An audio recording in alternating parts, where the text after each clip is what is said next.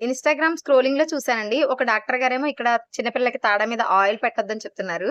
అలాగే ఇంకొకటేమో చిన్న పిల్లలకి స్నానం చేసేటప్పుడు చాలామంది నలుగు పెడుతూ కొంచెం ఒత్తుతారండి ముక్కు దగ్గర, నొసలు అలాగే కాళ్ళు కొంచెం గట్టిగా నొక్కుతారు. అవి చేపిస్తారు కదా! నలుగు పెట్టి. అవైతే చేస్తే పిల్లలకి చేతులు, కాళ్ళు నొప్పి చేస్తాయి. లేతగా ఉంటది కదా! ఇరిగిపోతాయి ఇలా చెప్తున్నారు. నాకేమనిపించిందంటే నా చిన్నప్పుడు మా అమ్మమ్మ వాళ్ళు చేశారు. మా పిల్లలకి కూడా చేశాము.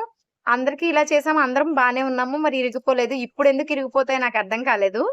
ఇంకొకటి వాళ్ళకి ఎంత చేస్తే పిల్లలకి బావుంటుందో వాళ్ళకి తెలుసండి. చాలా లైట్‌గా చేస్తారు. అంటే వాళ్ళకి కాళ్ళు అవి సాగడానికి, నుంచోడానికి వీలుగా అవ్వడానికి, లేకపోతే అలాగే ఉండిపోతే దొడ్డి కాళ్ళొస్తాయని, ఇంకొకటేమో ముక్కు చాలా మందికి తప్పడ ముక్కు ఉండిపోతుంది. ఇలా నొక్కితే ముక్కు సమానంగా వస్తుందని నొక్కుతారు. ఇలాంటివన్నీ చేసేవారు. ఇదివరకు లేని ప్రాబ్లమ్స్ ఇప్పుడెందుకొస్తాయో నాకర్థం కావట్లేదు. తాడ మీద ఆయిల్ పెడితే వెంటనే పిల్లలకి ఎంత వేడున్నా మనకిలా చెయ్యి పెడితే వేడి తెలుస్తదండి. అది హార్ట్ బీట్ వల్ల అలా ఆయిల్ పెట్టక్కర్లేదు. పెట్టినా పెట్టకపోయినా ఒకలాగే ఉంటది అని చెప్తున్నారు. అసలు నాకేం అర్థం కావట్లేదండి. డాక్టర్స్ మరి ఎందుకలా చెప్తున్నారో ఏంటో! ఇదివరకే చేసినప్పుడు మేమందరం హెల్తీగానే ఉన్నాం కదా!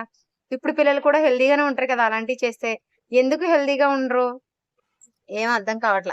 నేనేమనుకుంటున్నానంటే, ఈ నిజంగా పెద్దలు ఇదివరకు పెట్టినవన్నీ చేస్తే వాళ్ళు హెల్తీగా ఉంటారు. హెల్తీగా ఉంటే హాస్పిటల్‌లో పేషెంట్స్ ఉండరు కదా! సో, ఇన్‌స్టాగ్రామ్‌లోకొచ్చి ఇలా చెప్తే డాక్టర్ గారు చెప్పారు కాబట్టి మనం మానేస్తాం. మన పిల్లలకి మళ్ళీ రోగాలొస్తాయి.